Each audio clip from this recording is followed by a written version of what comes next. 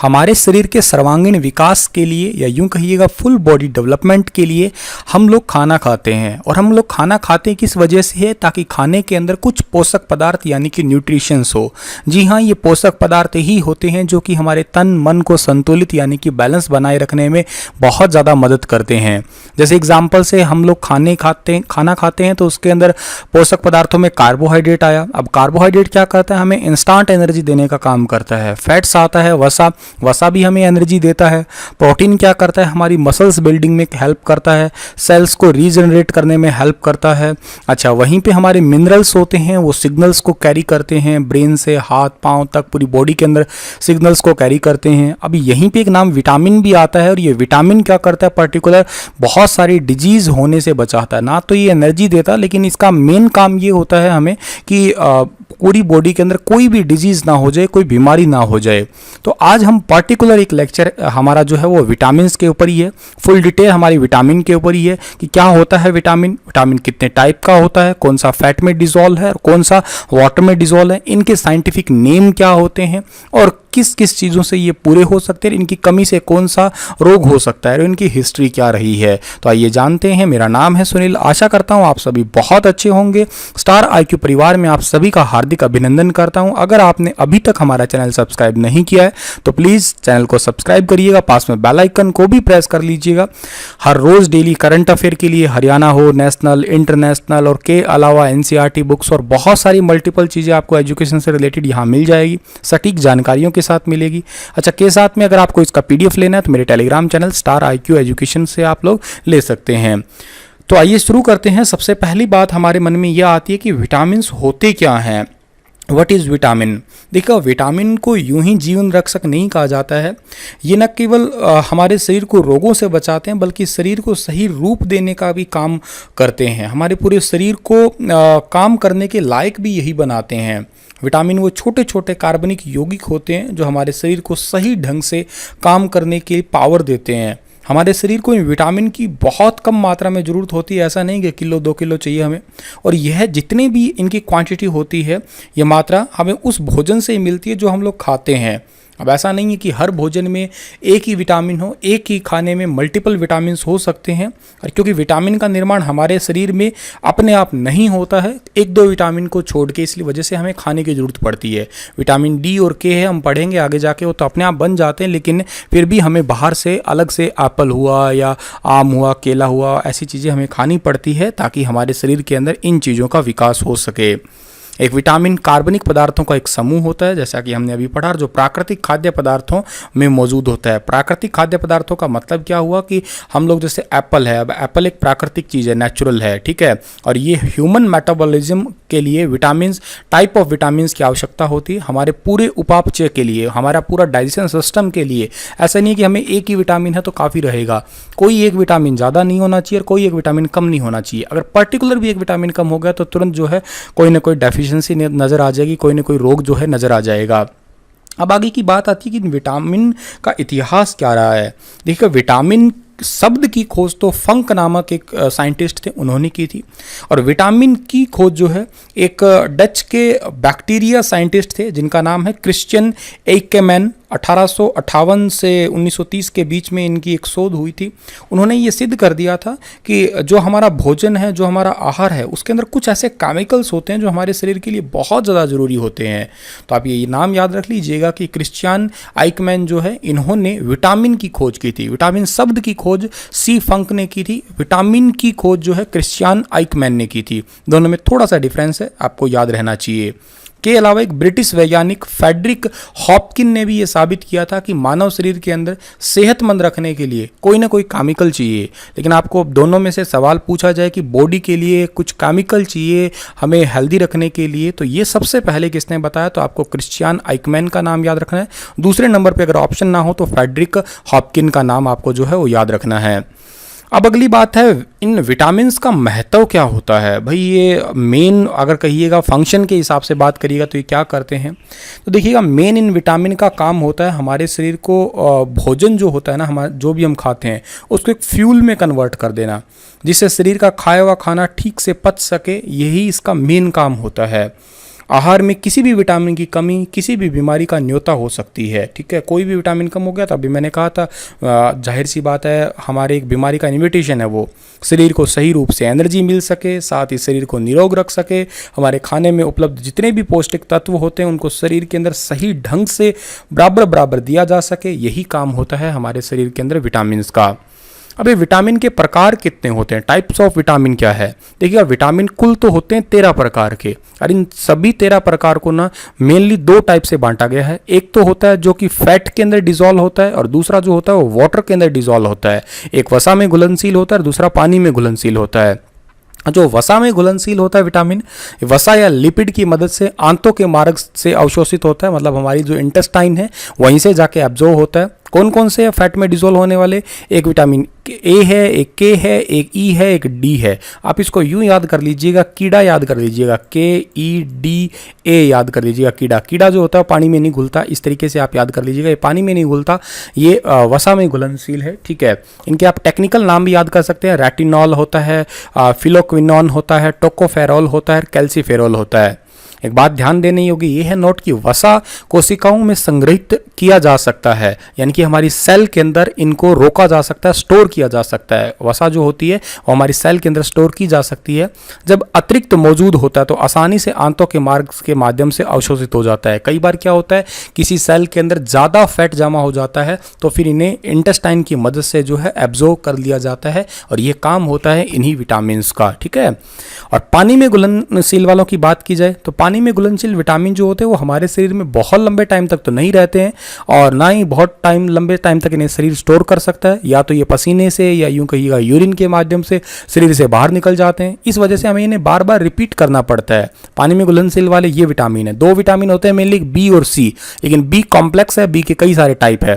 जैसे vitamin B1 है, B1 को टेक्निकली हम थायमीन कहते हैं।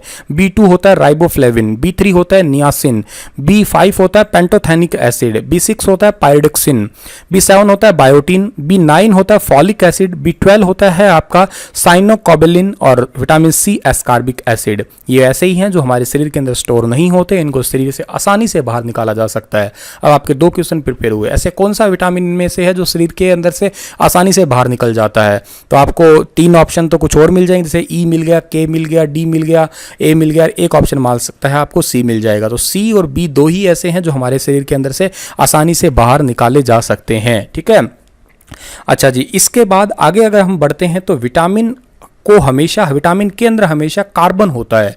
इसी वजह से इसे हम लोग कार्बनिक पदार्थ के नाम से पुकारते हैं। मतलब अगर आपको पूछा जाए एक सिंपल सा डेफिनेशन कि विटामिन को हम कार्बनिक पदार्थ क्यों कहते हैं, तो उसका सिंपल सा रीजन है कि क्योंकि इनके अंदर कार्बन होता है। और भोजन विटामिन का सबसे अच्छा स्रोत है, लेकिन कुछ लोगों को चिकित्सक द्वारा पूरक आहार का उपयोग करने की सलाह दी जाती है। ठीक है, मतलब इसके अंदर मल्टीपल भोजन होता है। ऐसा नहीं है कि हम लोग एक ही चीज़ खाएं उसे हमें विटामिन मिल जाए। डिफरेंट चीज़ें खाने से हमें जो है भोजन प्राप्त होके ही विटामिन की पूर्ति होती है शरीर के अंदर। चलिए इनको अब हम डिटेल से पढ़ते हैं कि विटामिन का थोड़ा इनका क्या यूज़ है, इनकी कमी से क्या क्या हो सकता है। लाइक सबसे पहले विटामिन ए है, तो विटामिन ए जो है इसका बढ़िया सोर्स क्या है? सबसे ज़्यादा हमें ये मिलता है गाजर से। आपके एग्जाम में कई बार क्वेश्चन आया। एक ब्रोकली होती है, ठीक है, ब्रोकली आपको दिखाऊं मैं, ये रही, ऐसी होती है ब्रोकली, ये ग्रीन वाली गोभी जैसी ही होती है, इसको ब्रोकली बोलते हैं। ठीक है, मक्खन से मिलता है, केले से मिलता है, पालक से भी मिलता है, अंडे से मिलता है, मछली के लीवर के ऑयल से भी मिलता है। ठीक है, इन काफ़ी सारी चीज़ों से मिलता है। ये खुम्बानी एक पहाड़ी इलाकों में होता है। खुम्बानी बादाम वगैरह टाइप से होता है, खाने में बड़ा मीठा होता है। इसकी गुठली फोड़ो तो अंदर छोटा सा बादाम निकलता है। अच्छा, इसकी कमी से होता है एक रतौंधी रोग होता है। ठीक है, नाइट ब्लाइंडनेस जिसको बोलते हैं, रात में दिखाई नहीं देता है पर्टिकुलर। या आंखों के अंदर से जीरोप्लेथेमिया भी हो सकता है। एक आंख का कॉर्निया सूज सकता है, कॉर्निया दोनों ही आंखों का जो है उसमें सूजन आ सकता है। आंखों के अंदर जो वाटर होता है, कचाप द्रव्य होता है, वो कम हो सकता है इसकी कमी से बेसिकली, या धुंधला वगैरह दिखाई दे सकता है। ठीक है, ये पूरा तो इनसे हो ही जाएगा। अब विटामिन बी की बात करें तो बी मैंने आपको जैसे कि कहा कि अकेला नहीं होता, बी के कॉम्प्लेक्स टाइप है, तो इन सभी को पढ़ते हैं। सबसे पहले है बी या B1 जिसको कहते हैं। इसकी कमी से होने वाला रोग बहुत ही फेमस है, बेरी रोग, जिसमें जो हाथ पैर होता है इनका मांस जो होता है ऑलमोस्ट खत्म सा हो जाता है। ठीक है, मिलता किससे है भाई? ये अनाज जो होता है सूरजमुखी से मिलता है, साबुत अनाज से मिलता है, फूल गोभी से मिलता है और आलू से मिलता है। एक इससे इसकी कमी से एक डिजीज और भी होती है, इसको बोलते हैं वर्निक कार्सोकाफ सिंड्रोम। ये ब्रेन का डिसऑर्डर है, ठीक है। इस टाइप से अकेला आदमी रहेगा, अकेला बैठेगा, बोलेगा नहीं किसी से, दिमाग का एक डिसऑर्डर टाइप से होता है। हर समय एक प्रकार की चिंता रहे जाना कि मैं क्या करूं, मैं ऐसे कर लूं, मेरे साथ ऐसा हो रहा है, मेरे साथ वैसा हो रहा है। इस टाइप से हमारे दिमाग को विकसित करने के लिए बहुत उपयोगी है। इसका मतलब मेन फंक्शन ये है कि हमारे ब्रेन को डेवलप करने का मेन काम होता है B1 का, ठीक है। अगले विटामिन की ओर जाएं तो हम लोग B2 आता है। B2 जो है ये किससे मिलता है? ये भी हमें केले से मिल सकता है, दही है, मांस है, अंडा है, मछली है, हरी सब्जियां हैं, दूध है, पनीर है, इनसे मिलता है। अच्छा, इसकी कमी से जो रोग होता है वो कौन सा है? एरिबोफ्लेविनोसिस। एरिबोफ्लेविनोसिस इसका मतलब है आपके इस टाइप से मुंह के छाले टाइप से हो जाना, ठीक है। मुंह के छाले हो जाना, पूरे मुंह के अंदर होठों के छाले हो जाना, सोजिश सी आ जाना, जलन सी होते रहना मुंह के अंदर, ये B2 की कमी से ही होता है। और एक जो है इसका फंक्शन है, हमारी जो स्किन होती है उसको अच्छी बनाए रखने के लिए विटामिन B2 का ही जो है वो महत्व है। B3 की ओर जाएं तो ये मिलता है हमें मछली से मिलता है, चिकन से मिलता है, मांस से मिलता है, ठीक है। दूध हुए, अंडे हुए, खजूर, टमाटर, टमाटर के अंदर B3 बहुत होता है।